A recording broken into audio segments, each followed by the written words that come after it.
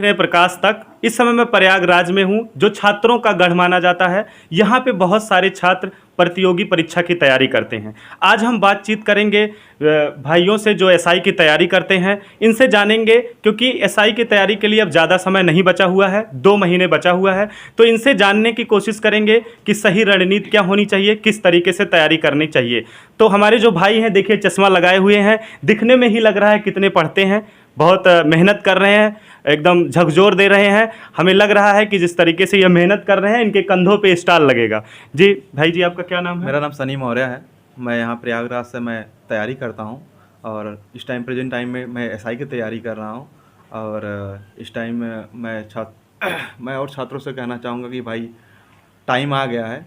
अभी कल के न्यूज़ में ही पता चला कि डेट 27 अक्टूबर या लास्ट वीक में, मतलब अक्टूबर लास्ट वीक में होगा। तो मैं सभी छात्रों से मैं कहना चाहूँगा कि भाई टाइम आ गया है, बहुत कम टाइम है, 2 महीने का टाइम है। आप सभी जाग जाइए, जुट जाइए, तैयारी में लग जाइए। बहुत ही अच्छी वैकेंसी है, इतनी सीट कभी नहीं हुई जितनी इस साल हुई हैं। तो मैं सभी छात्रों से मैं कहना चाहूँगा कि आप लग जाइए, सफलता आपको ज़रूर मिलेगी। सनी जी, आप अभी इस समय जो तैयारी कर रहे हैं, किस सब्जेक्ट पे कितना ध्यान दे रहे हैं, कितने घंटे अप्रॉक्स पढ़ ले रहे हैं, कैसे कैसे किस सब्जेक्ट पे कितना समय देना चाहिए, उसके बारे में बताइए।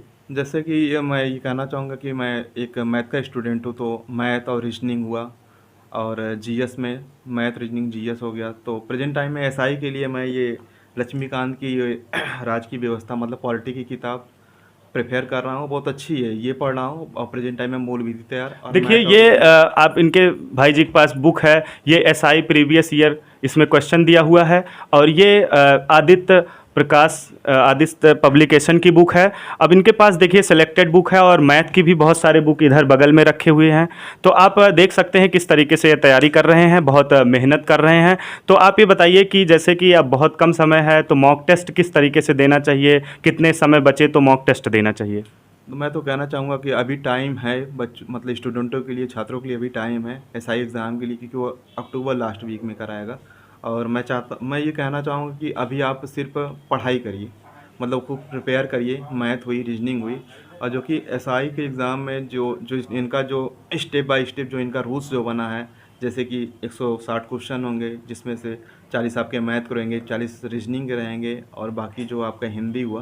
तो मैं सभी छात्रों के अंदर आप मैथ और रीजनिंग पे थोड़ा ज़्यादा ध्यान दें, क्योंकि वो मैथ की क्वेश्चंस गलतियां नहीं होती, जो आता है तो वो सही होता है। और जीएस में कन्फ्यूज़न होती हैं। तो मैं चाहूँगा कि जीएस के, और जैसे जीएस में जैसे ये ज्योग्राफी हुई, हिस्ट्री हुई या इकोनॉमिक्स हुई, तो इन सब्जेक्ट पे उतना ज़्यादा टाइम ना दे के आप पॉलिटी और मूल विधि और हिंदी वगैरह पे आप ज़्यादा टाइम दें। क्योंकि जो वो उस 40 क्वेश्चन जो जीएस का पोर्शन है, उसमें उस 40 क्वेश्चन में अदरवाइज जो क्वेश्चन है वो कम ना आकर ये आपके मूल विधि और ये आपके कॉन्स्टिट्यूशन का ये क्वेश्चन ज़्यादा है। तो मैं चाहता हूँ कि उन क्वेश्चनों उन पेपरों को ना ज़्यादा देख के आप इस पर ज़्यादा ध्यान दीजिए, इसको ज़्यादा प्रिपेयर कीजिए, क्योंकि क्वेश्चन इनसे ज़्यादा पूछा जाता है। क्योंकि मैंने जब प्रीवियस ईयर के पेपर को मैं सॉल्व किया, मैं देखा कि हाँ, इन क्वेश्चनों से ज़्यादा क्वेश्चन पूछा जा रहा है, ना कि अदर हिस्ट्री और आपके अदर में हुआ, साइंस का हुआ, इन सब क्वेश्चन उतना नहीं पूछा जा रहा है जितना आपसे इन सब क्वेश्चन पूछा जा रहा है। जैसे कि आपका ये कॉन्स्टिट्यूशन का हो गया, मूल विधि का हो गया, धारा, अनुच्छेद, ये सब क्वेश्चन ज़्यादा पूछे जा रहे हैं। तो मैं छात्रों से कहना चाहूँगा कि आप इन सब चीज़ों पे ज़्यादा ध्यान दें। आप 8 से आप 10 घंटे टाइम दें, क्योंकि अब टाइम कम रह गया है। मैं ये नहीं कहता कि आप 14-15 घंटे पढ़ें, नहीं, लेकिन आप डेली के आप 8 घंटे आप शेड्यूल बना लीजिए कि आपको पढ़ना है। 2 घंटे मैथ बहुत ज़रूरी है, मैथ हुआ, रीजनिंग हुआ, 2-2 घंटे आप मैथ रीजनिंग दीजिए।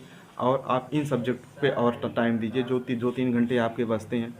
और देखिए, जो घर पे बहुत से स्टूडेंट रहते हैं, बहुत से लोग इलाहाबाद में हैं, जैसे कि हम लोग अब इलाहाबाद हॉस्टल में रहते हैं, तो हम लोगों की वो सब और सारी आवश्यकताएं और सब काम नहीं होते। कुछ छात्र जो गांव से भी आते हैं, उनको भाई काम भी रहता है। तो मैं उनको कहना चाहूँगा कि आप टाइम निकाल के आप 6 से 8 घंटा या 6 से 7 घंटे आप दीजिए, ना कि आप 10 घंटे दीजिए। तो मैं उन छात्रों से भी कहना चाहूँगा कि आप भी मतलब 8 से जब 6 से 7-8 घंटा देंगे, और हर सब्जेक्ट को लेकर चलेंगे, तो 1 महीने 1.5 महीने में आपका सब कुछ तैयार हो जाएगा। और टेस्ट वाली बात जो आप अभी पूछें कि छात्रों को टेस्ट किस हिसाब से देना चाहिए, मैं ये कहना चाहूँगा कि आप ऑनलाइन एग्ज़ाम है तो ऑनलाइन टेस्ट आप दीजिए, ना कि ऑफ़लाइन। कुछ हैं स्टूडेंट जो ऑफ़लाइन ऑफ़लाइन के मतलब कहते हैं कि ऑफ़लाइन टेस्ट नहीं। मुझे ये लगता है कि जब टेस्ट आप जब आपका एग्ज़ाम जो तो आप दे रहे हैं वो ऑनलाइन है, तो आप टेस्ट ऑनलाइन देंगे, वो आपके लिए बेस्ट है। क्योंकि टाइम मैनेजमेंट तभी हो पाता है जब आप उसके हिसाब से चलेंगे, ना कि आप ऑफलाइन एग्ज़ाम में जो पेपर्स वगैरह जैसे कि मार्केट में आता है, अरिहंत का हो गया और बहुत से प्रकाशन के हो गया, तो लोग ख़रीदते हैं, मिलता है। लेकिन मैं चाहूँगा कि आप टेक्स्ट बुक ख़रीदें ऑनलाइन, और जब 1 महीने में 20 दिन रह जाए, 15 दिन रह जाए, तो आप टेस्ट को दीजिए, दिन में 2 बार टेस्ट दीजिए। मैं सभी छात्रों से यही कहना चाहूँगा। और आप, मुझे लगता है कि इस तरीके से अगर आप प्रिपेयर कर रहे हैं तो सफलता ज़रूर मिलेगी।